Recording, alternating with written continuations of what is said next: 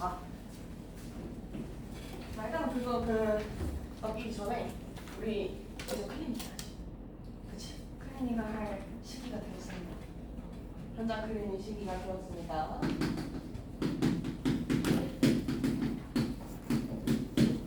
오늘 우리가 3주차 수업을 나가는 주인데 오늘은 3주차고 그리고 이때 현장 클리닉 한번 보시는 거고요. 그 다음에 4, 5, 6, 7, 8, 9 그리고 집어가요.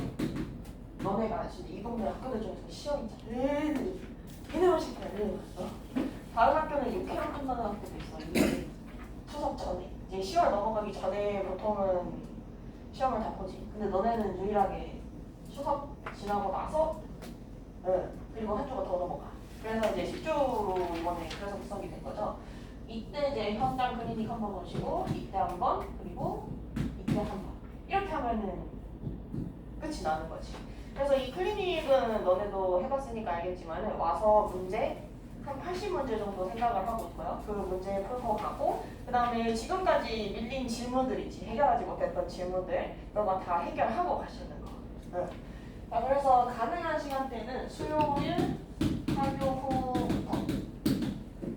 후부터 6시까지는 나옵시다. 6시까지. 그 다음에 목요일은 학교 후부터 7시 그리고 금요일 학교 후부터 7시까지. 이 중에 너네가 올 수 있는 시간대를 고르시면 그 시간부터 한 2시간 정도 소요된다고 생각하면 돼. 예를 들어서 너가 이제 7시를 골랐어. 그럼 7시에서 9시까지 하면 되지. 이런 식으로. 무슨 말인지 알겠어? 가능한 시간대를 거기 복수 테스트 이름 옆에다가 적으세요. 올 수 있는 시간대.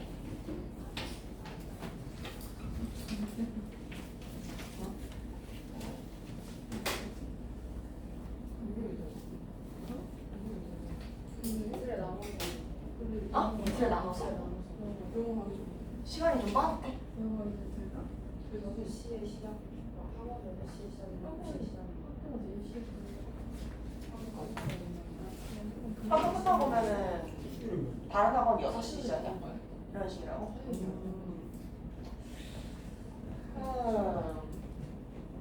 그러면은 나눠서 봅시다 그러면. 또 뭐 저는 도저히 안 된다. 있어? 없지요? 수요일에 너네 학교 일찍 끝나지? 일찍 봅시다. 시간 다 정해주시고 과제집 밀린 거 다 가져오세요. 클리닉 오는 날짜 맞춰서. 알았지? 응.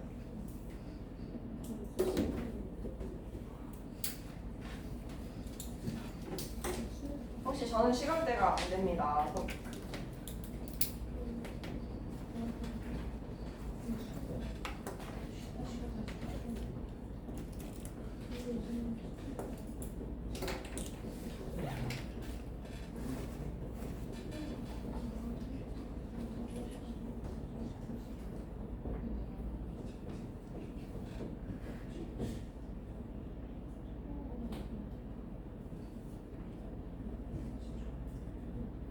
아, 적었어?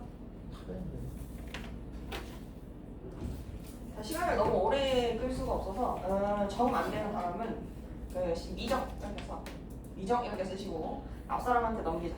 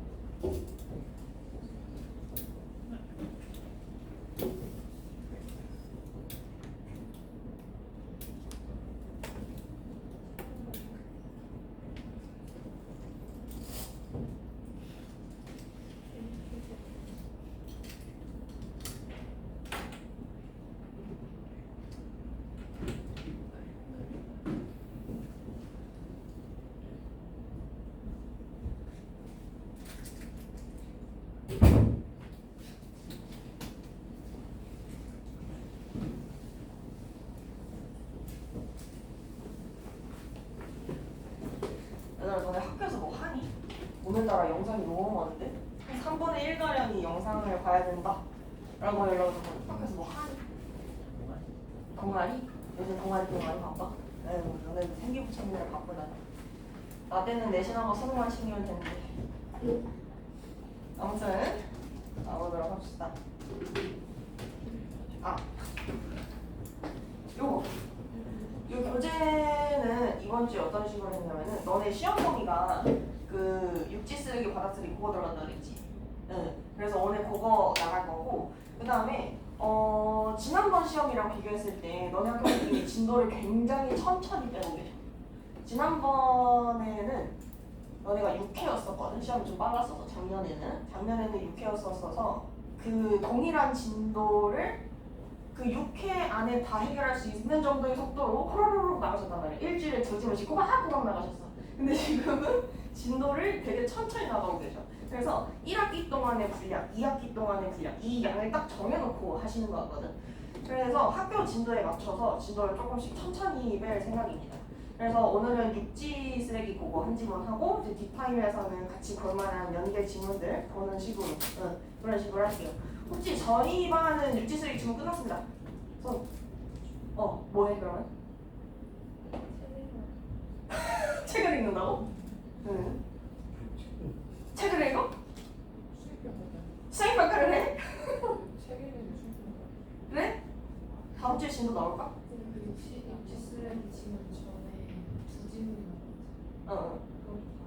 다 들어갔네? 그래? 알겠습니다. 감사해요. 그래서 이번 주 숙제는 어떻게 했냐면은 일단은 그 육지 쓰레기 지문 부분 숙제가 조금 많이 들어가 있고 그 다음에 뒤로 들어가시면은 우리 첫째 주에 했던 거 있잖아. 사랑 이야기하고 독서법 요거 이제 까먹으면 너무 아까우니까 조금 뒤에 살짝 넣어줬어요. 뒤로 돌리죠. 하나 둘 뒤로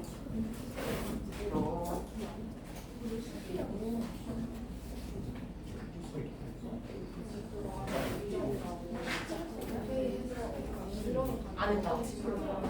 스피라고 했다고? 그럼 너네 그냥 순서대로 하시나요? 그러면은 순서만 다른 거고 그것도 결국에 다 교과서 안에 들어있는 질문이니까 그럼 순서만 다른 거 결국에 다 나가신다는 거야. 걱정하실 필요 없습니다. 교재 없는 사람 없죠?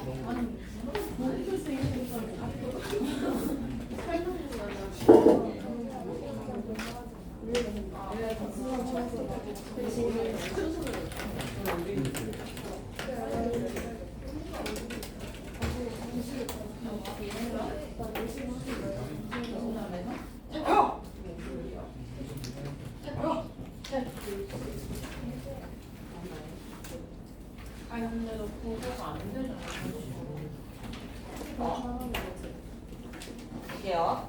여기 육지 쓰레기 그 지문에 들어가 있는 그 앞쪽에 창의적 읽기에 대해서 간단하게 소개되어 있는 글이고요. 뒤쪽에 넘어가시면 푸드 마일리지 어쩌고 해서 조그마한 지문 하나 들어가 있어. 너네가 사실적 읽기 할 때 그 추론적 읽기랑 그거 할 때 이욕설이랑 마틴 루터 킹 지문 그거 했었지. 그래서 이제 이것도 학교 선생님이 하지 않았을까 싶어가지고 요거를 같이 보게 됐거든요. 근데 육지 쓰레기 지문 끝난 친구들 이거 했니? 네, 푸드 마일리지? 학교에서 하셨어? 하셨니? 빨리 대답해. 하셨어 안 하셨어? 원성이 안 하셨어? 잡아고? 너이씨 머리 박아. 했어?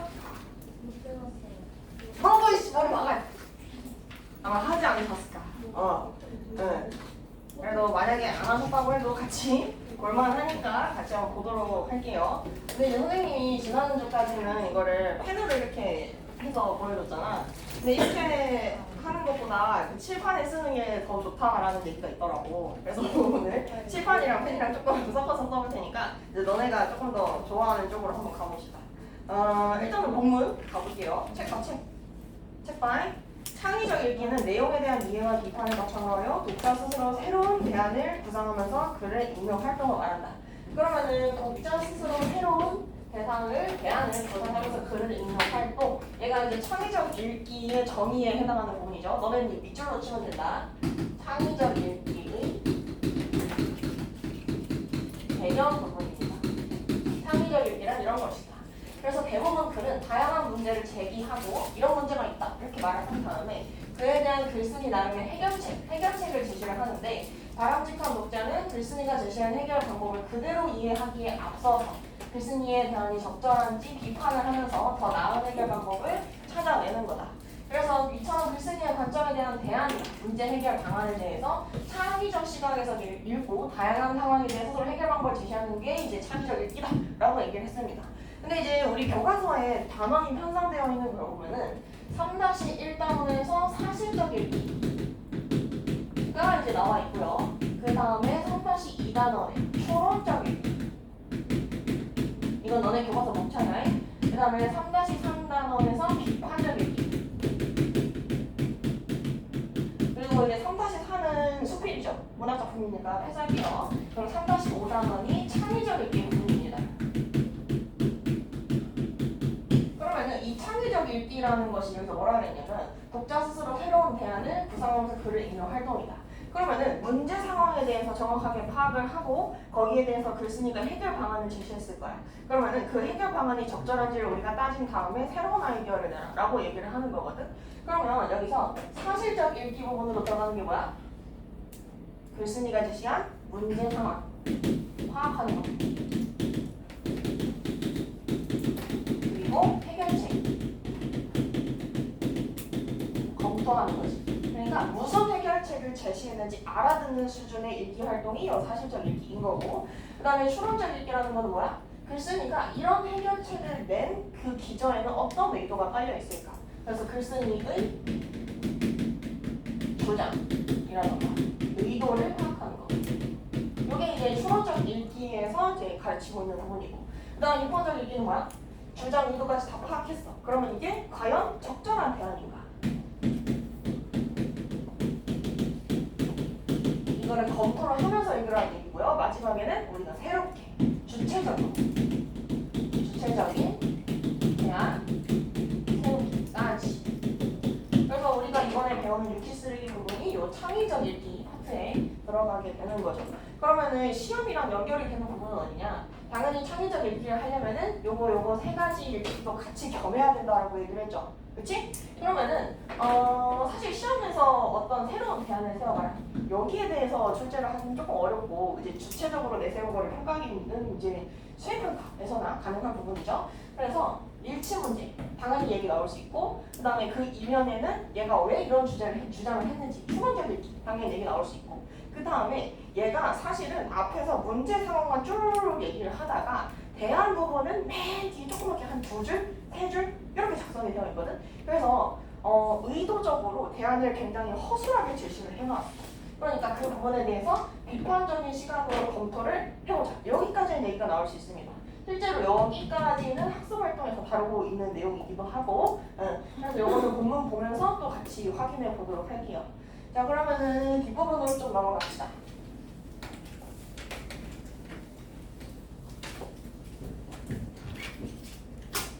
자, 창의적 읽기의 방법 봅시다. 글의 주제는 인간 내면의 갈등이나 윤리적인 판단의 상황처럼 비교적 개인적인 문제부터 마을이나 국가, 인류 등 사회적인 문제까지 다양하다. 그 문제 상황에 대한 글쓴이의 관점이나 해결은 글에 직접 드러나기도 하고, 직접 드러난 정보를 파악하는 거, 얘가 사실적 읽기죠. 그렇지? 때로는 글 속에 숨어있기도 하다. 글 속에 숨어있는 정보를 파악하는 거, 얘가 추론적 읽기지. 따라서 글 속의 문제 상황과 해결 방안을 파악하려면 숨겨진 일부나 주제를 추론하면서 글쓴이가 말하는 내용을 정확히 파악할 수 있어야 된다. 그래서 교과서가 편성되어 있는 그 단원에 따라서 그 내용대로 이 창의적 읽기를 수행하시면 된다는 얘기입니다. 그럼 또 넘어가 볼게요. 글쓴이의 해결 방안을 비판적으로 따져본다. 여기서 이제 비판적 읽기를 하라는 얘기겠지? 그래서 제시한 문제 상황과 글쓴이의 해결 방안을 이해했으면 다음 단계로는 어느 정도 적절한지를 따져봐야 된다. 글쓴이가 제시하는 해결 방안이 절대적일 수는 없으니까 그것의 논리적 타당성이나 논리적으로 앞뒤가 맞는 말인가, 그리고 실현 가능성, 실제로 현실에서 이거를 수행할 수 있는가, 그런 것들을 따져봐야 되고, 그 다음에 효율성 등을 하나하나 따져보아야 한다. 이때 효율성이라는 말은 정확하게 무슨 뜻이냐면은 최소한의 비용으로 최대의 효용을 뽑는 게 효율성입니다. 이거는 마셔가지고 어디서든 효율이라는 말을 들으면 이걸 생각하시면 돼요. 똑같은 걸 하더라도 조금 더 적은 비용으로 해냈으면 효율적인 거지, 그렇지? 아니면은 똑같은 비용을 들였는데 더 큰 성과를 내, 이게 효율적인 거죠. 오케이? 그러면은 글쓴이의 해결책에 대해서 효율성을 따진다라는 거는 똑같은 효과를 내기 위해서 조금 비용을 덜 들일 수는 없을까? 이런 거를 검토를 해보라는 거야. 아니면은 조금 더 나은 선택지는 없을까? 이런 것들. 그래서 그렇게 따져보면 글쓴이가 제시한 해결 방안의 한계를 발견할 수가 있고 그 과정에서 비판적 사고를 높일 수가 있다. 자, 마지막으로 새로운 대안을 구상하고 제시한다. 이게 이제 창의적 읽기죠. 글쓴이가 제시한 문제 상황과 해결 방안이 적절히 않다고 생각했으면 비판적 읽기까지 수행했으면 독자는 주체성을 가지고 자신의 관점에서 새로운 시각으로 해결책을 찾을 수 있어야 한다. 여기서 포인트가 되는 부분은 요거겠지. 자신의 관점에서 해결 주체성을 가지고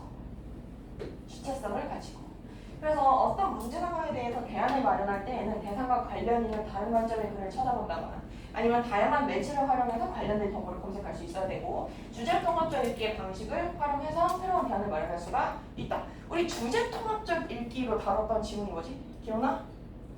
뭐였어? 사랑 지문이었지. 사랑. 그래서 사랑에 관련해서 이거 쓰지 마라. 사랑에 관련해서 가, 나, 다 이렇게 지문이 제시가 됐잖아. 이런 식으로 어떤 문제 상황이 있고 해결책이 있을 때 그 해결책을 비판적으로 검토할 때 새로운 아이디어를 낼 때 그 해결책에 대해서 다른 관점에서도 또 글을 찾아서 읽어볼 수 있다라는 얘기겠지. 맞아? 이해됐어?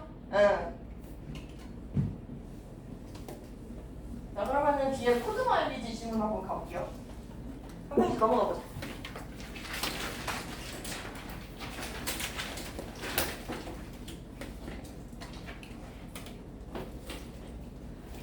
자, 이 지문을 가지고 실제로 창의적 읽기를 수행해봐라 라는 취지에서 이거를 이제 교과서에서 넣어놓은 거지.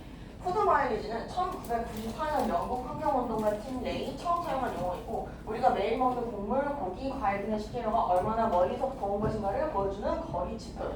그러면 첫 문장에서 푸드 마일리지가 뭔지를 소개를 해주고 있는데 간단하게 줄이면 뭐야? 얼마나 멀리서부터 온 것인가. 요게 이제 푸드 마일리지를 나타낸다는 거죠. 맞아? 응. 그래서 식재료의 무게가 무거울수록 이동거리가 멀수록 마일리지 값이 커진다. 그러면 푸드 마일리지 값이 크다는 걸 뭐를 의미하는 거예요? 얘를 운송하는데 많은 비용이 들었다라는 걸 의미하는 걸 거고요. 푸드 마일리지의 값이 작다는 거는 그만큼 가까운 곳에서 혹은 가벼운 것을 운송을 해왔다라는 얘기겠지. 이해됐어? 응. 그래서 얼마 전에 국내산 대비 40%밖에 안 되는 가격에 스페인산 삼겹살이 수입돼서 소비자의 장바 본의에 큰 도움이 되었다고 한다. 40%밖에 안 되니까 이제 소비자 입장에서는 싸게 사 먹을 수 있는 거지. 그러나 수입 식품은 멀리서 오기 때문에 멀리서 와? 그러면 푸드 마일리지 값이 크다는 거야, 작다는 거야? 크다는 거죠. 그렇지? 푸드 마일리지 값이 매우 크다. 그래서 이동 중에 많은 양의 이산화탄소를 배출해서 지구 온난화 속도를 높이게 된다. 자, 그러면 앞에서는 사실 푸드 마일리지의 개념에 대해서만 이야기를 했었는데 뒤에서는 뭐라 그래? 푸드 마일리지가 높은 식품은 지구 온난화 속도를 높인다. 그러니까 결국 환경 오염을 처리할 수 있다. 얘가 이제 글쓴이가 제기하고 있는 문제 상황인 거죠. 이해됐어? 그럼 여기다가 이렇게 쓸게요. 문제 상황 첫 번째. 푸드 마일리지가 클수록 환경 오염이 심각해진다. 이건 이제 글쓴이가 제시한 문제 상황입니다. 자, 또 가봅시다. 운송수단이 배출하는 온실가스라던가 이산화탄소와 각종 유해물질이 대기로 쏟아져 나왔을 거고 장거리 여행을 위해서 전기를 쓰는 콜드체인이나 보존료를 사용할 수도 있다. 이때 보존료를 사용하게 되면은 환경 오염도 오염이지만은 그거를 먹는 우리한테도 사실 문제가 생길 수 있는 거거든. 그러면은 두 번째, 보존료 때문에 먹거리 안전 문제가 생길 수 있다.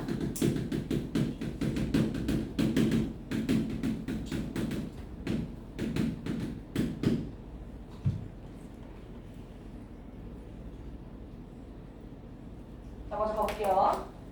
서울에서 스페인산 삼겹살이 유통될 때 600g당 푸드 마일리지는 10.88톤 킬로미터인데 반해서 충북 괴산의 국내산 삼겹살은 136분의 1인 0.08톤 킬로미터에 불과하다. 이제 가까운 데서 사면 푸드 마일리지 값이 싼 거죠. 그래서 이 수치를 보면 식량 자급률이 27%에 불과한 우리나라 2010년의 푸드마일리지는 다른 나라보다 높을 수밖에 없다. 그래서 우리나라의 문제가 얼마나 심각한지를 지금 구체적인 수치들 제시하면서 이 정도다라고 이제 실감하게끔 보여주고 있는 거지. 자, 그러면은 밑으로 조금 내려가 봅시다.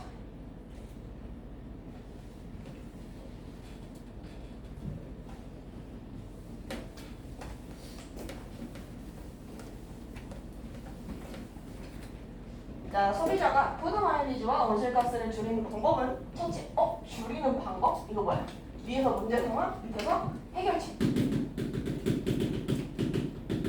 해결책을 지금부터 제시를 하겠다는 거죠. 그래서 우리가 해야 될 일은 뭐야? 글쓴이가 무슨 해결책을 제시했는가? 이 해결책이 과연 타당한가? 이거 두 가지를 따질 거예요. 일단 뭐라고 했는지부터 보자. 첫째, 최단 거리에서 재배된 지역 음식을 이용하는 것이다. 첫 번째로 제시된 게 최단 거리에서 재배된 지역 음식을 이용하는 것이다. 그러면 가까운 데서 하면 푸드 마일리지 값이 적을 거 아니야. 그치? 푸드 마일리지 값이 높은 걸 사 먹으면 환경이 오염되니까 푸드 마일리지 값이 싼 거를 좀 낮은 거를 우리가 사자. 요거죠. 가까운 농지에서 재배되거나 동네 마트에서 즉석 수경 재배한 과일 채소를 이용하는 것이 제한될 수 있다. 그래서 생산자와 소비자 간의 물리적 거리를 줄이는 거, 이게 이제 푸드 마일리지의 가치 수치를 떨어뜨리는 가장 직접적인 방법이지. 그러면 식품의 영양과 신선도가 극대화될 뿐만 아니라 복잡한 유통 단계도 거치지 않아서 다 이득이다. 그다음에 두 번째 방법, 제철 음식 위주로 소비를 해야 된다. 이때 제철 음식이라는 거는 뭐 가을에 재배되는 건 가을에 사 먹고, 봄에 재배되는 건 봄에 사 먹고 이렇게 하라는 얘기지. 이는 비닐하우스에서 생산하고 보관하는 데 필요한 에너지와 온실가스 발생을 줄일 수가 있다. 그래서 세 번째, 식품을 구매할 때 푸드 마일리지를 꼭 확인을 해야 된다. 푸드 마일리지를 확인한다. 그래야 산업체의 적극적인 참여가 가능하다. 그러면 푸드 마일리지를 확인하라는 거는 결국 무슨 얘기냐?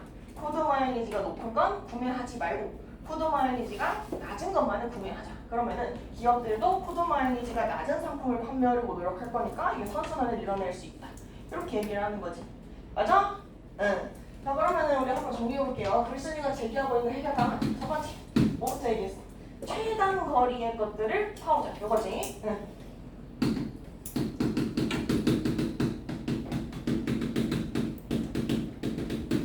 최단 거리의 숫자들을 구입해온다. 자, 그럼 생각을 해봅시다. 이거를 비판적으로 바라보자는 거지.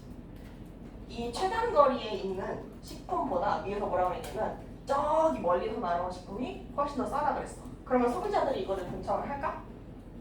안 할 가능성이 높습니다. 그렇지 않아? 아까 지문에서 바로 그랬잖아. 저기 멀리서 온 식품이 장바구니 물가에 좀 도움이 됐다고. 그러니까 이거는 사실 소비자들의 참여가 좀 어려울 수 있다.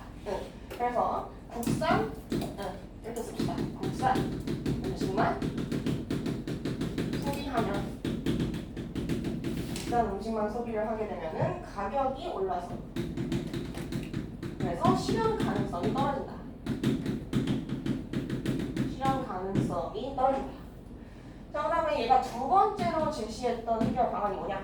제철 음식 위주로 소비를 한다. 제철 음식을 먹자.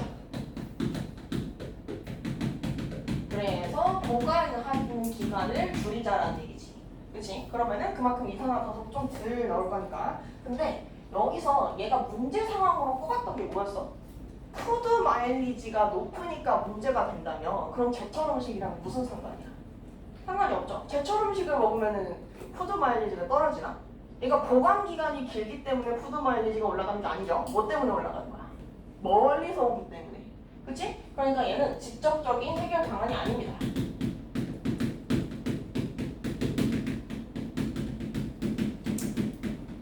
푸드 마일리지와 상관이 없기 때문에.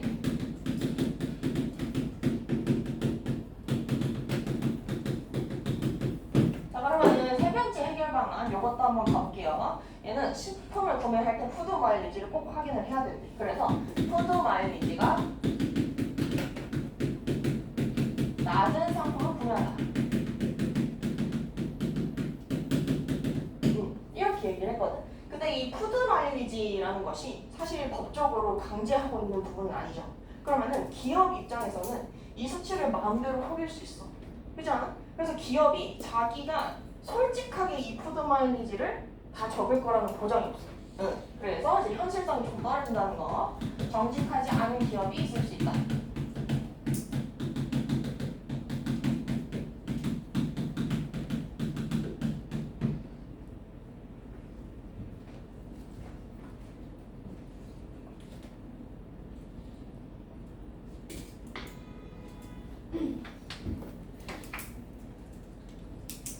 됐어요. 요거는 넘어가도록 할게. 일단 요거를 넣은 건 이제 교과서에서 물어봤던 거기 때문에 넣어놓은 거긴 한데 시험 문제에 나올 확률은 거의 없다고 봐도 될 것 같습니다. 자, 그러면은 우리 본래 지문 들어가 보도록 할게요. 육지 쓰레기. 가자.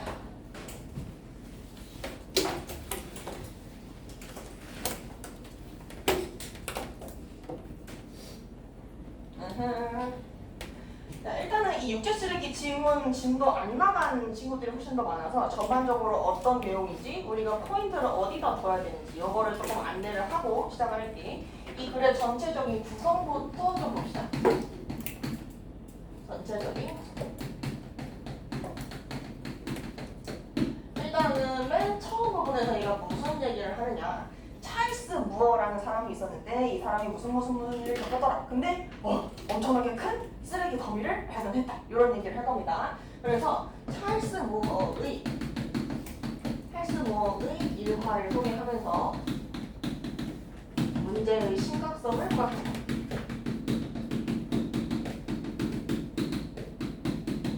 이게 이제 첫 번째, 두 번째 문단 정도로 마무리가 되는 부분. 그러면 중간에서는 뭐라고 얘기가 나오냐. 이 글쓴이가 결국 문제 삼는 건 뭐냐면은 바다에 음식물 쓰레기가 너무 많이 버려지고 있다. 그래서 바다가 오염되고 있다. 이런 것들을 얘기를 할 거거든. 그래서 환경 오염을 해결하기 위해서 우리가 뭐 이런 것 저런 것들을 해야 된다.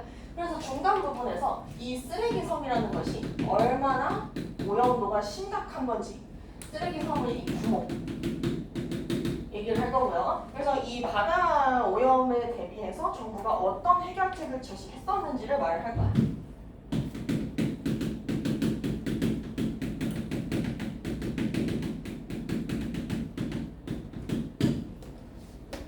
자, 그래서 마지막 부분에서는 어떻게 얘기를 할 거냐면은 정부는 이 문제를 해결하기 위해서 이런 대안을 제시했다. 그러니까 내가 생각했을 때는 이러이러한 대안을 제시하는 게 맞을 것 같다라고 할 겁니다. 본인이 생각하는 글쓴이 해결책이 제시된다. 근데 이 해결책을 이 글쓴이는 크게 두 가지 차원에서 나눠서 얘기를 하고 있어. 하나는 개인적 차원에서, 하나는 국가적 차원에서. 그래서 개인 단위에서 우리 스스로 하나하나는 어떤 일을 해야 하고 국가 차원에서는 어떤 해결을 해야 한다. 이런 식으로 얘기를 하는 거죠. 그래서 전체적인 구성은 이런 식으로 되어 있다는 거. 자, 그러면 본문 한번 가보도록 할게요. 1997년 찰스 무어라는 사람은 찰스 무어의 일화를 소개하고 있지. 얘는 미국 로스앤젤레스에서 하와이까지 태평양을 횡단한 요트 경기를 마치고 캘리포니아로 돌아가는 길이었다. 그래서 북태평양 아열대 환류대를 통과하던 즈음이었다. 바다 멀리 흐릿한 섬이 떠올랐대. 이 환류대라는 게 뭐냐면은 그 왜 지구에 바다가 이렇게 쭉 해류가 돌잖아. 그치? 근데 해류가 이렇게 돌 때 완전 원으로 도는 게 아니고 약간 타원형 같이 이런 식으로 돌거든? 그러면 여기 끝에서 이렇게 돌아 나오는 부분이 있지. 여기 부분. 여기가 환류대입니다. 여기. 오케이? 네, 여기 부분이 환류대야. 그래서 환류대. 해류가 돌아 나오는 그쯤을 통과하던 중이었는데 바다 저쪽에서 흐릿한 섬이 하나 떠올랐대. 이 섬이 무슨 섬이야? 쓰레기로 이루어진 쓰레기 섬입니다. 쓰레기 섬이 딱 그랬던 거지. 근데 처음부터 쓰레기 섬인 줄은 모르고 있었어. 규모가 너무 크니까. 지도를 펼쳐보니까 섬이 있을 만한 위치는 아니었다. 지금 요트가 항해하는 이곳은 태평양 한가운데 있는 하와이에서도 미국 서부 연안에서도 가장 멀리 떨어진 태평양에서 가장 외딴 지역이었다. 얘가 섬인지 모르고 있었어. 놀랍게도 그가 발견한 것은 거대한 쓰레기 섬이었다. 그는 훗날 자신의 수필에서 다시 이렇게 해석하는데 가장 원시적인 바다에서 내가 목격한 것은 섬이 아니라 쓰레기 섬이었다. 나는 내 눈을 의심할 수밖에 없었고 섬은 플라스틱 더미로 이루어져 있었다. 이게 다 쓰레기라는 얘기죠. 그렇지? 나는 그 일주일 동안 아열대 바다를 건너면서 수많은 페트병과 뚜껑, 포장지 등의 플라스틱 조각을 헤쳐나갔다. 자, 그래서 여기까지가 다 찰스 무어가 했던 말을 인용하고 있는 부분이지. 그치? 그래서 직접 인용하고 있다.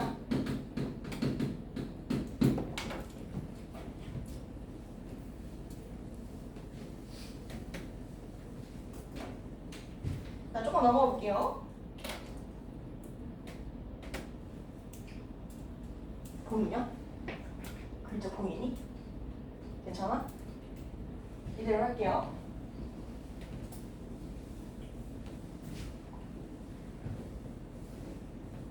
그래서 찰스 무어는 고무 타이어 자동차 계기판 버린 욕조를 지나치며 플라스틱 세상을 여행했고 그가 발견한 이 섬에는 훗날 태평양 쓰레기 섬으로 이름이 붙여졌다.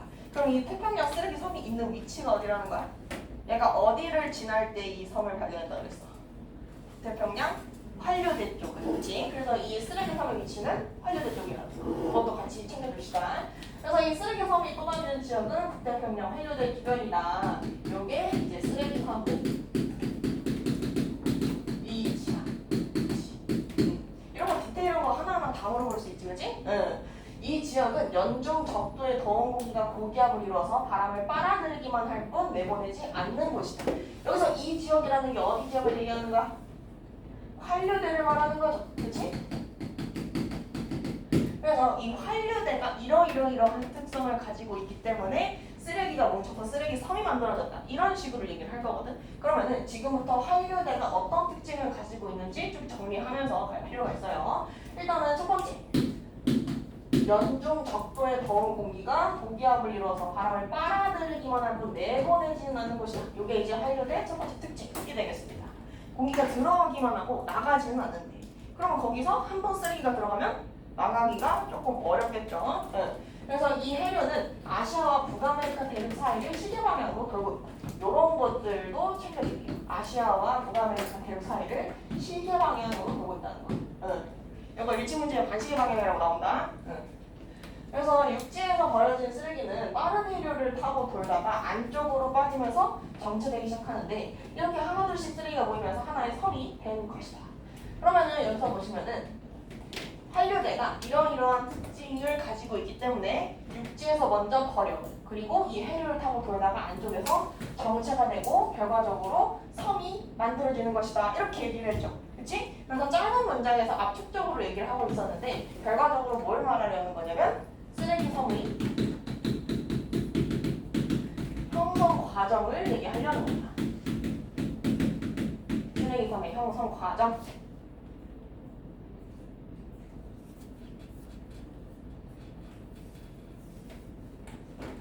적어봅시다. 사람들은 이것을 예로부터 무풍지대로 여기면서 피했대. 무풍지대. 바람이 불지 않는다. 이것도 특징으로 뽑을 수 있겠는데? 무풍지대. 얘가 이제 환류대의 특징이라는 거. 그래서 참치나 고래, 상어도 이곳을 꺼렸고 바람이 없어서 생태계가 다른 곳과 교류하지 않는 태평양의 사막이었기 때문이다. 이 태평양의 사막이라는 거 비유적 표현으로 줄 수 있죠.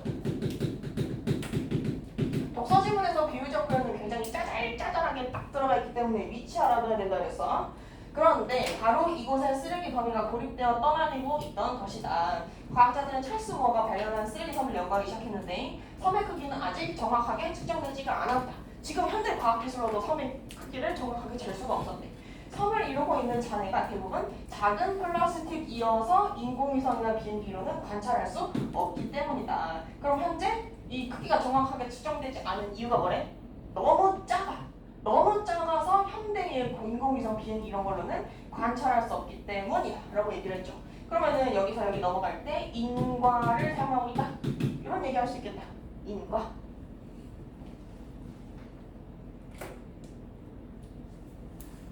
자, 먼저 가볼게요. 가까이서 보지 않는 한 정확한 규모를 알 수가 없대. 그래서 과학자들은 일부 표본을 토대로 규모를 추정했는데 작게는 70만 제곱킬로미터에서 크게는 1,500만 제곱킬로미터에 이르는 것으로 보고 있다. 지금 오차 범위가 굉장히 크죠. 그렇지? 작게는 70만, 크게는 1,500만까지. 이게 몇 배 차이나. 이런 오차 범위가 너무나 크게 나오는 이유도 결국엔 다 뭐야? 너무 작아서 관측이 안 되니까 이런 오차 범위가 나오는 거죠. 아니야? 응. 이것도 같이 적어줍시다. 관찰할 수 없기 때문에.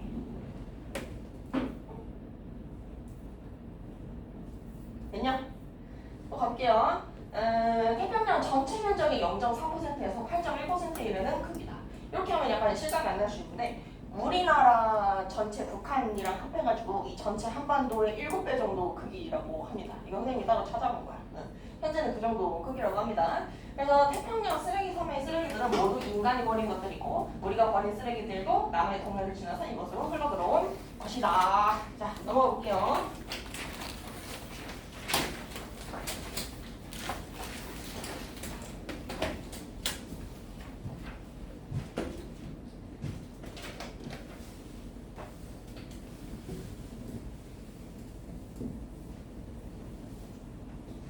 자, 육지의 쓰레기는 육지로, 바다의 쓰레기는 바다로 버리는 게 원칙이다. 이런 원칙을 소개하는 이유는 뭘까 얘들아? 예외가 있으니까 원칙을 얘기를 하는 겁니다. 그럼 원칙을 가운데다가 딱 잡아두고 예외적인 케이스는 이런 것들이 있다. 이런 식으로 정리를 하시면 되죠. 일단 제일 큰 원칙은 육지 쓰레기는 육지로, 바다 쓰레기는 바다로 버리는 것. 이게 가장 큰 원칙이래. 우리나라도 이 원칙을 적용을 하고 있다. 그래서 수산물 가공 공장에서 나오는 생선기름, 생선 찌꺼기들은 바다에 버려도 된대. 그럼 생선기름, 생선 찌꺼기 이거 다 무슨 쓰레기야? 바다 쓰레기로 볼 수 있다는 거죠. 바다 쓰레기의 예시들이다. 바다 쓰레기의 예시. 그 다음에 수산물 시장에서 나오는 조개 껍데기 아니면은 뭐 수산물 폐수도 마찬가지다. 그럼 얘들도 바다 쓰레기.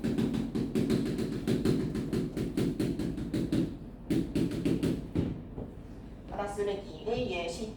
자, 먼저 볼게요. 하지만 여전히 원칙이 적용되지 않는 것들이 있는데 예외적인 거 소나 돼지 등의 축사에서 나오는 가축 분뇨 얘가 이제 예외래. 얘는 어디서 나와? 육지에서 나오죠. 근데 예외라는 건 어디다 버린다는 거야? 바다에 버려도 된다는 겁니다. 오케이? 응. 일반 가정에서 나오는 음식물 쓰레기 이것들은 불과 2012년까지도 합법적으로 바다에 버려졌다. 얘는 예외적으로 육지에서 났지만 바다에 투기하는 거예요.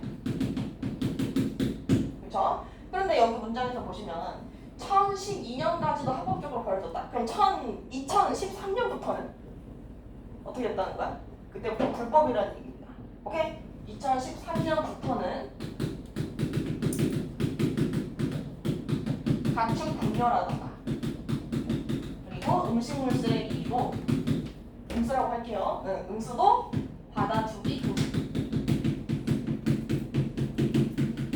2013년부터 2012년까지는 합법이고 2013년부터는 불법입니다. 자, 가볼게요. 우리가 남은 음식물을 음식물 쓰레기통에 버리면 지방자치단체의 수거 차량이 음식물 자원화 시설로 가져가고 음식물 자원화 시설은 이것을 가지고 가축의 사료나 농경지의 퇴비로 만들고 있다.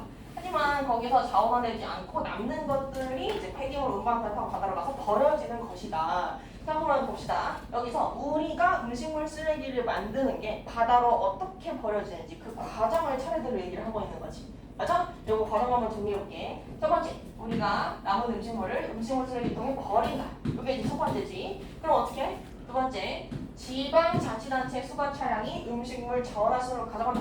여기까지가 두 번째죠. 그리고 세 번째, 음식물 자원화 시설에 음식물 쓰레기가 왔어? 그러면 이걸 가지고 가축의 사료나 농경지의 퇴비로 만드는 거래. 이게 이제 자원화 시키는 거죠. 자원화 시킨다. 근데 여기서 자원화 안 되고 남는 것들이 있는데 이 남는 것들을 네 번째 폐기물 운반선을 타고 가서 바다로 버려지는 것이다. 여기까지 오케이? 얘가 음식물 쓰레기가 바다로 버려지는 과정. 자, 그럼 문제. 이거는 몇 년도 얘기일까? 몇 년도 얘기일까? 2012년까지의 이야기겠죠. 맞아? 그 이후로는 바다로 아예 버리면 안 된다며. 근데 이거 바다로 버리는 과정을 얘기하고 있잖아. 그러면 2012년까지 2012년까지 음스랑 가축 분뇨가 바다로 버려지는 과정.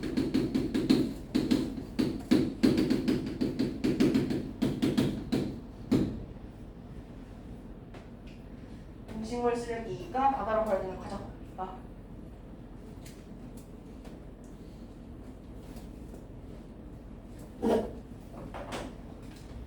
됐어? 넘어가 볼게요.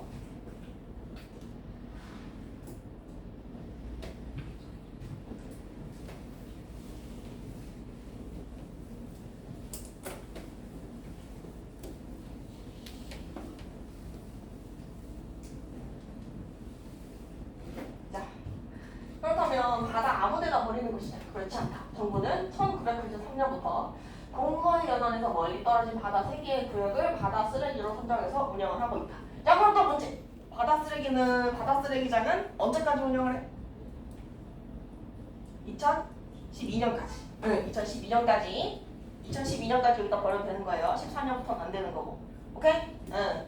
자, 그래서 서해병, 동해청 구역이 그것이다. 이제 바다의 쓰레기장이라는 얘기지. 그치? 그래서 서해병 구역은 군산 서쪽 200km 지점에 있는 지역으로 수심은 80m 정도다. 그리고 동해병 구역은 포항에서 동쪽으로 125km 떨어진 수심 200에서 2000m 지역이다. 그리고 동해정 구역은 울산에서 남동쪽으로 부가 63km밖에 떨어지지 않았다. 그래서 수심은 약 150m 정도이고, 마지막으로 이제 동해병 구역은 전체 폐기물의 60%가량을 담당하는 우리나라 최대의 바다 쓰레기장이고, 서해병이랑 동해정은 각각 27, 14%를 담당한다. 그러면 얘가 이제 27%, 얘가 이제 13% 담당한다라는 거니, 그렇지? 자, 그러면은 우리가 이 지문을 이제 내신 시험에 이제 시선으로 바라본다고 하면 이 각각의 쓰레기장들이 어떤 특징을 가지고 있는지 한 번씩 다 정리를 해줄 필요가 있겠죠? 응. 자, 그럼 봅시다. 1993년 전국의 바다 쓰레기 대책. 바다 쓰레기 대책으로 나온 것이 동해병, 동해정, 그리고 서해병으로 구역을 설정한다. 이게 이제 정부의 나름의 대책이었던 거지. 아무데나 버리지 말고 여기다가 갖다 모아서 버리시오. 이거지. 그러면은 이 동해병 구역부터 먼저 한번 보도록 합시다. 동해병 구역. 자, 이 동해병 구역은 어떤 특징을 가지고 있느냐? 얘는 동쪽에 있으니까 동해병이겠지? 그치? 동쪽에 있어요. 동쪽으로 125km 떨어진 수심 200에서 2000m짜리 지역이다. 그래서 125km 떨어져 있고, 그 다음에 수심 200에서 2000 정도를 기록하고 있다. 그 다음에 동해정. 동해정구역 같은 경우에는 울산에서 남동쪽으로 부가 63km밖에 떨어지지 않았다. 그랬죠? 63km 정도 떨어져 있는 곳이고, 그리고 수심은 약 150m 정도이다. 그리고 마지막으로 여기다 적을게요. 오늘 밑에 설레. 서해병 왔다 갔겠네. 서해병을 밑에 쓸게요. 서해병. 서해병 구역 같은 경우에는 군산 서쪽 200km 지점으로 이제 수심은 80m 정도.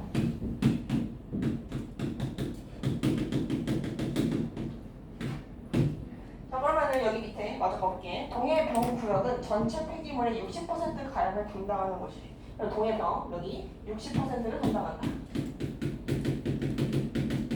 그리고 이제 서해병하고 동해정은 각각 27, 13 이렇게 담당한다고 했죠. 그래서 서해병 부분이 27. 그리고 동해정 부분이 13%. 자, 여기까지는 그냥 본문에 나와 있는 것들을 쭉 보기 편하게 정리를 해준 건데, 여기서 이 각각의 구역들이 가지고 있는 특징을 하나씩만 뽑아보도록 합시다. 그러면은 이 서해병이 가장 멀리 떨어진 지역, 얘는 가장 가까운 지역, 이렇게 볼 수가 있겠고, 그 다음에 얘네들 중에서 규모가 가장 큰 곳이 어디야?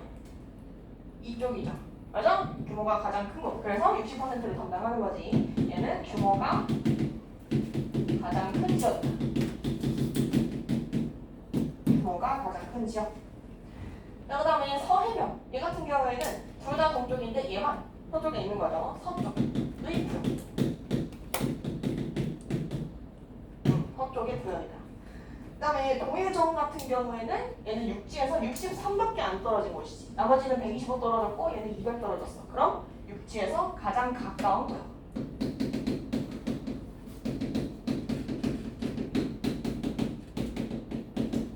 그리고 하나 더. 규모는 어때? 규모는 조금 있지만 그래도 13% 담당한다. 이렇게 되어 있죠.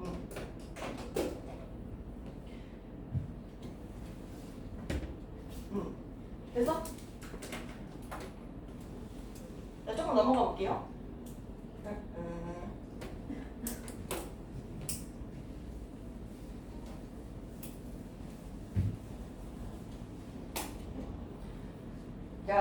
이렇게 많은 쓰레기가 바다에 버려진 것은 음식물 쓰레기의 육상 매립이 금지된 이후다. 이거 가지고 일치 문제 선지가 좀 나올 수가 있어. 봅시다. 이렇게 많은 쓰레기라고 했으면 어떤 쓰레기 얘기하는 거야? 어떤 쓰레기? 바다에 버리는 음식물 쓰레기 얘기하는 거지. 그치? 바다에 버리는 음식물 쓰레기. 이 음식물 쓰레기가 바다에 이렇게 많이 버려지게 된 것은 음식물 특기의 육상 매립이 금지된 이후다. 그러면은 육상 매립 금지를 먼저 때렸고 그 이후에 바다 투기량이 급증했다라는 얘기죠. 맞아? 근데 안 그래도 이 음식물 쓰레기는 육지에 버리는 게 아니라고 했어. 원칙의 예외 상황이라고 했지. 그러면은 그 이 원칙의 예외가 된 것도 사실은 이것 때문이다라고 볼 수가 있겠죠. 맞아? 원래 음식물 쓰레기는 육지에서 났기 때문에 육지에 버리는 게 원칙을 따르는 거지만 예외적으로 얘는 매립이 금지되었기 때문에 바다에다가 갖다 버리는 거지. 이해됐어? 응. 그래서 이에 따라서 음식물 자원화 시설에서 최대한 많은 양의 사료나 퇴비로 재활용을 해야 하는데 기술 부족 등의 이유로 성공하지 못하고 바다로 버려지는 것이다. 또한 축사에서 나오는 분유를 깨끗하게 만드는 정화시설도 많이 지지 못했다. 힘이 들더라도 환경 정화를 위해서 새로운 기술을 개발하고 있다는 대신에 바다에 버리는 손쉬운 방법을 택한 우리에게 잘못이 있다. 자, 그럼 여기 문단에서 지금 하고 있는 얘기는 뭐야? 바다에 너무 많은 쓰레기가 버려지고 있다. 그 이유는 뭐다 이런 식으로 얘기를 하고 있죠. 그래서 이거 번호 좀 달아서 정리해 볼게요. 일단은 첫 번째, 재활용을 해야 되는데 기술이 부족하다. 재활용하지 못하는 거. 이게 이제 쓰레기 양이 늘어나게 된 이유 첫 번째. 그 다음에 두 번째, 정화시설을 많이 지지 못했다라는 거. 이게 이제 두 번째 이유. 그리고 마지막, 새로운 기술을 개발하고 투자를 하는 대신 바다에 버리는 손쉬운 방법을 택했다. 여기가 이제 세 번째 이유가 됩니다.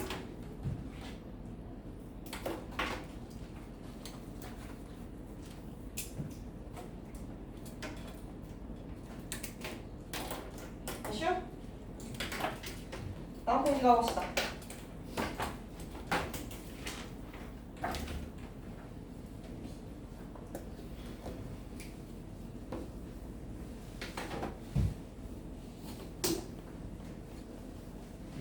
야, 근데 비상이 걸렸다. 우리나라도 런던 의정서에 따라서 해양 투기를 전면 중단해야 하는 상황에 이른 것이다. 그래서 우리나라는 국제사회에 2012년부터 가축분야의 해양 배출을 중단하겠다고 약속을 했고, 이어서 2013년에는 음식물 쓰레기도 모두 육상에서 처리하겠다고 공언을 했고, 결국 2013년부터 해양 투기가 전면 금지됐다. 아까 위에서는 2012년까지 음식물 쓰레기를 바다에 버리는 건 괜찮다고 그랬어. 그치? 그래서 2013년부터는 해양 투기가 전면 금지됐다라는 거. 그래서 이에 따라 정부는 이 쓰레기를 육상에서 처리하기 위해 동분서주하고 있다. 맞아 갈게요. 우리는 국제사회에 한 약속을 지켜야 한다. 이 런던 의정서 얘기지. 그치? 우리 바다가 오염되고 있기 때문이다. 여러 결과에서 세 곳의 바다 쓰레기장은 다른 바다보다 중금속 등의 유해물질 농도가 높은 것으로 확인이 되고 있고, 그 중에서도 동해변 구역은 중금속 농도가 가장 높대. 이거 왜 그럴까? 동해변 구역이 처리하는 게 전체의 몇 퍼센트니? 60%나 되죠. 얘는 규모가 가장 크기 때문에 오염도 가장 심각한 겁니다. 오케이? 그러면 이 쓰레기를 버리면 버릴수록 바다의 중금속 오염 수치는 올라간다는 이야기. 오케이? 이해됐어? 자, 그러면은 이렇게 씁시다. 쓰레기를 버릴수록 중금속 오염 수치가 올라간다.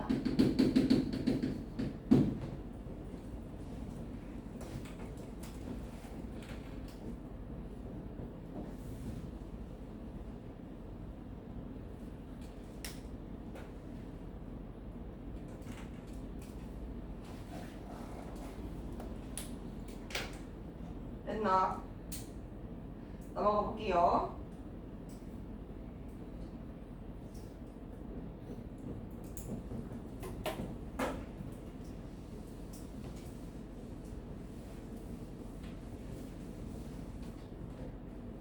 야, 바다가 오염되면 어떻게 되냐? 결국 바다의 생태계 건강이 악화되고 생전과 해초를 먹는 우리의 건강도 위협을 받는다. 중금속으로 오염된 바다에 사는 생선을 먹으면 우리 인체에도 같은 중금속이 농축되는 거고, 이 때문에 정부는 2006년부터 새 구역의 일부에 표식연제를 설정했대. 자, 봅시다. 금지 언제 됐다 그랬어?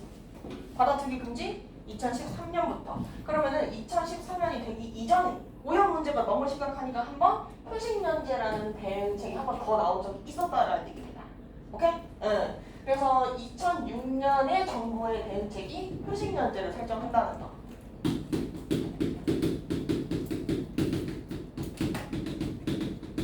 2006년 정부의 해결책이 이겁니다. 표식면제를 설정한다. 그래서 해양 배출을 금지했고 표식면제 덕분에 오염물질 좀 줄긴 했지만 아직도 납이나 카드뮴 등의 중요성 농도가 미국 해양세계 관리처의 기준을 초과하고 있다는 것이 정부의 설명이다. 그럼 이 표식면제라는 거는 뭐 몇 년 버리다가 잠깐 1년 쉬었다가 몇 년 버리다가 1년 쉬었다가 이런 식으로 했다는 거지. 그래도 아직은 오염이 좀 심각하다. 물론 지구에는 자정 능력이라는 것이 있다. 이 자정 능력이라는 거는 스스로 자에다가 정화할 때 정의입니다. 그래서 스스로를 정화하는 능력.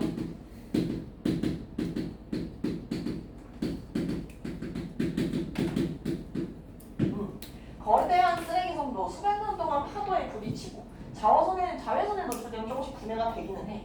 음식물 쓰레기가 만든 바다 오염지대도 해류를 타고 퍼지면 점차 농도가 낮아지는 거고요. 하지만 언젠가 지구의 자정 능력이 작동하지 못하는 순간이 찾아올 수 있다. 그러면 지구에는 자정 능력이 있기는 하지만 그럼에도 오염 수치가 심각하다는 것은 자정 능력을 넘어서는 쓰레기를 배출하고 있다. 이런 식으로도 얘기할 수 있겠지. 그치? 자정 능력을 넘어서는 쓰레기를 배출 중이다.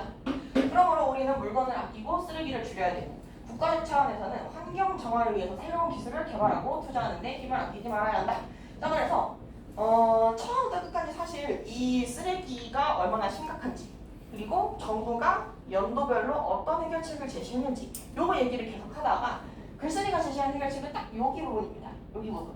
그래서 개인적 차원에서는 물건을 아끼고 쓰레기를 줄여야 한다. 이게 글쓴이가 제시한 개인적 차원의 해결책이다. 그리고 국가적 차원에서는 환경 정화를 위해서 더 새로운 기술을 개발하고 투자하는 데 힘을 아끼지 않아야 된다. 얘가 이제 국가적 차원의 해결책.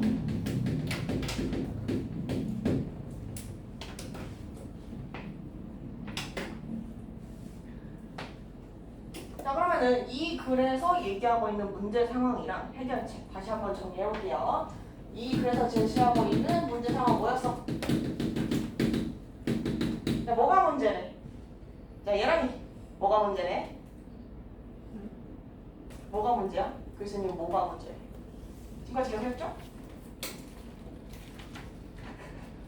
바다에 쓰레기가 너무 많이 버려지는 거, 그치? 응.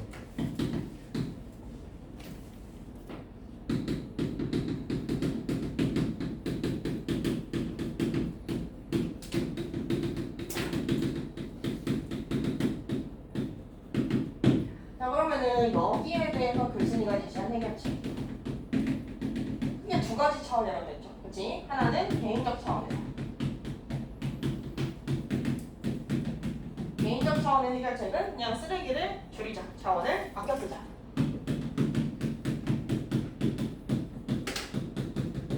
이렇게 얘기를 했습니다. 자, 그럼 생각을 해보자. 개개인이 쓰레기를 줄이면 개개인이 쓰레기 배출량을 줄이면 바다로 들어가는 해양 오염이 줄어들까요? 생각을 해볼게. 줄어들까? 개인이 만드는 쓰레기가 100% 바다에 간다는 보장은 없어. 그렇지 않아? 개인이 만드는 쓰레기를 육지에서 처리하는 것들도 있을 거고 바다에서 처리하는 것들도 있습니다. 그래서 이것만으로는 해양 오염하고 직결되지 않는 해결책이라는 거지. 이해됐어? 응. 자, 그러면은 이렇게 정리를 해봅시다. 개인적 차원의 해결책 저거 직결되지 않는 해결책. 문제 상황과 직결되지 않는다. 바다에 버려지는 게 문제입니다. 지금 이 글쓴이가 뽑은 문제 상황은. 그 다음에 두 번째 대책에 대해서 얘기해 볼게. 국가적 차원에서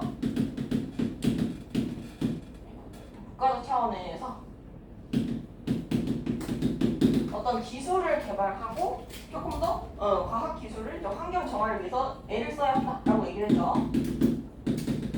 그리고 투자를 해야 한다. 투자를 늘리자라고 얘기를 했어. 자, 그러면 여기서 기술을 개발하고 투자하는데 힘을 아끼지 않아야 된다. 이거 우리나라 얘기지. 우리나라에서 이렇게 해야 된다라는 말이잖아. 근데 이 바다 쓰레기가 우리나라 혼자 만든가? 아니죠. 이 바다 쓰레기가 우리나라만 차지하는 비중이 그렇게 높을 것 같지도 않아 사실은. 미국 아니면 중국 이런 애들이겠지. 그래서 이거는 우리나라만의 문제가 아니라 실효성이 떨어진다. 실효성이 떨어지는 대안책이다. 그래서 전 지구적 차원의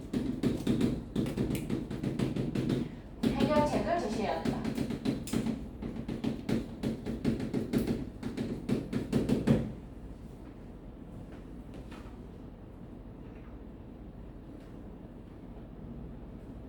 됐죠? 아하. 자 그러면은 우리 연도별로 정부가 제안했던 해결책들을 쭉 정리해 볼게요. 연도별로 몇 년도에는 뭘 했고 몇 년도에는 뭘 했다. 가장 오래전에 나왔던 얘기들은 이거죠. 1993년. 1993년에 정부 뭐 했어? 다른 데 아무 데나 놨다 버리지 말고 이 쓰레기장에 버려라 라고 얘기를 했지. 그래서 바다 쓰레기장 구역을 설정했다.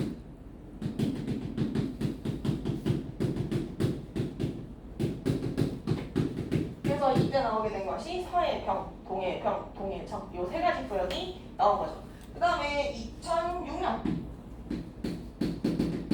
2006년에 바다 쓰레기장을 운영을 하다 보니까 그 쓰레기장 구역 쪽이 오염이 너무 심각한 거야. 그래서 어떻게?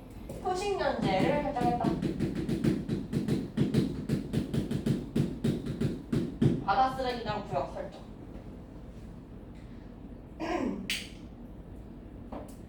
자 그리고 나서 2012년에 무슨 일이 있어? 뭐 하겠다 그랬어? 가축 분뇨를 더 이상 배출하지 않겠다.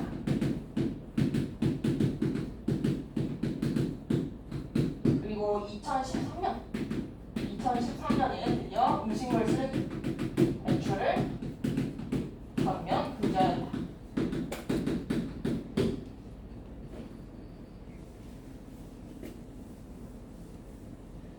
자 그러면은 실제로 배출을 안 하게 된 시점은 언제부터라고 그랬어? 이때부터 불법이고요. 여기까지는 아직까지 합법이었다. 그치? 여기까지는 아직까지 배출 합법이었습니다. 2012년까지.